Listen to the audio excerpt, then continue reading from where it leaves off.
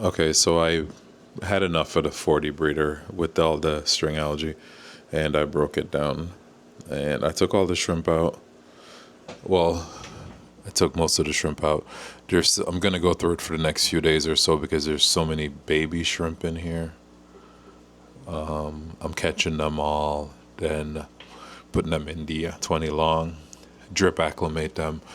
I try to do batches so that way I catch a bunch, drip acclimate, and then put them in. I don't just throw them in the tank. But look at how thick this substrate is. Look at that. And this is why I have the algae problem. I don't know why I put so much substrate in, but I'm gonna repurpose the substrate. I'm gonna scoop it all out. I'm gonna use some in the UGF. I ordered 2 more. I made one. I'm going to put some of the substrate back into here. I'm going to use like a really thin coat and just repurpose. I really can't leave the substrate out unless I can vacuum seal it, which I don't think I can, because it will disintegrate or degenerate or degrade. So it has to be like in water and constant, motion of the water. So I'll find a purpose for it. I have plenty of tanks. I'll find a way to get it used. But yeah, for now, I have to break this down. I couldn't deal with it. It was definitely like an eyesore. So now it's just, another project. I'm fairly confident I should be able to control things. I took all the wood out. It's in the my big tub. I'm going to just scrub all the algae off of that inside plant water. I don't use plant water, tank water. I'm not going to use any non-tank water. I'm going to clean it with tank water.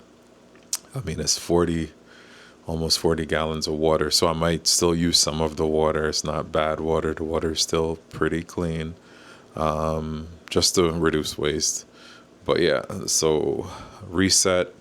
Let's do better next time. Cut back on the algae, and let's see how it works out step by step. So this is the first step, is to clear the tank out. Next step is to get the filters in, and then let's see what we can come up with.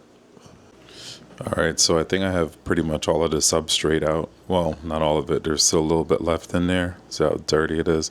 And I have a Home Depot bucket filled and a smaller 2-gallon bucket. About halfway, a little more than halfway. Yeah, I think that's a little bit of overkill. Still can't believe I put that much substrate in there. So now what I'm going to do is I have that 20-gallon, I think it's 20 or 30 gallons of water. I'm going to take all the wood out, the driftwood, and I'm going to scrub them down with my brush that's dedicated for my tanks, get all the algae off. Then I'm going to determine how much substrate I think I might need for a thin coat, and then load up the 2 UGFs in there, and then put the tank back in. But on to the next step. All right, so I have the tank back together. I got the 2 UGFs came in today from Temu. They're actually in pretty good condition compared to the first one that I got. Everything, the seams were good. I didn't have to reseal them or anything. The only thing I didn't like though is the tubing on this side. It's not wide enough that I can put an air stone in there.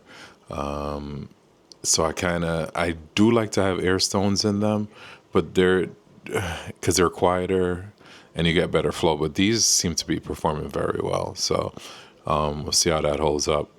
Much less substrate. This should reduce the problem with the excess nutrients. I'm not going to put any shrimp in there. I'm going to kind of like pre-cycle it maybe for about 4 weeks or so. But what? It looks like there's a shrimp in there. Yeah, there's a shrimp. I tried my best to get all the shrimp out. I guess he must have been on a wood or some of the plants. I can never get them all, but it should be okay. I think that's the only one. But anyway, I'm just going to leave it like this for about 3-4 weeks. It is cycled. I did testing and there is no ammonia or anything. But yeah, we'll see how this turns out. It should do a lot better though, but I'll update if anything changes.